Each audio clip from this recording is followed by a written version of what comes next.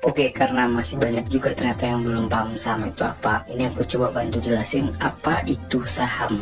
Sederhananya, saham itu adalah sebuah bukti kepemilikan terhadap sebuah perusahaan. Pernah lihat sebuah perusahaan yang di belakangnya ada kata TBK atau bahasanya itu terbuka, artinya itu bisa dibeli sahamnya oleh siapa aja. Saham adalah satuan hitung yang digunakan oleh para pemodal untuk menghitung berapa kepemilikan mereka.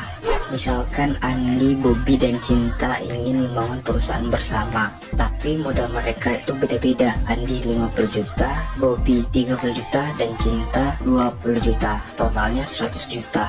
Nah, biar perhitungan jadi lebih mudah, mereka akhirnya memutuskan untuk mencetak saham sebanyak 100 lembar dengan nilai per lembarnya itu adalah 1 juta. Artinya Andi yang punya 50 juta itu punya 50 lembar, sedangkan Bobby yang punya 30 juta punya 30 lembar, dan Cinta 20 juta 20 lembar. Setelah setahun bisnis mereka berjalan, perusahaan mereka mendapatkan keuntungan senilai 10 juta. Nah, di sini saham mempermudah perhitungannya.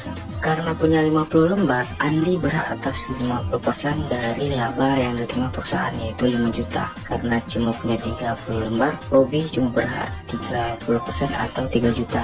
Dan sisa Cinta yaitu 20%, 20 lembar 2 juta dari laba perusahaan. Nah, istilah ini sering kita sebut dengan pembagian dividen. 5 tahun berlalu, nilai dari perusahaan mereka itu udah berubah. Nah, nilainya ini bisa diukur dengan melihat harga sahamnya.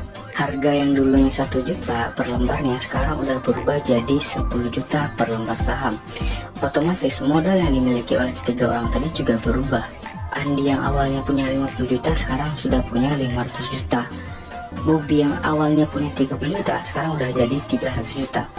Dan Cinta yang punya 20 juta sekarang udah jadi 200 juta.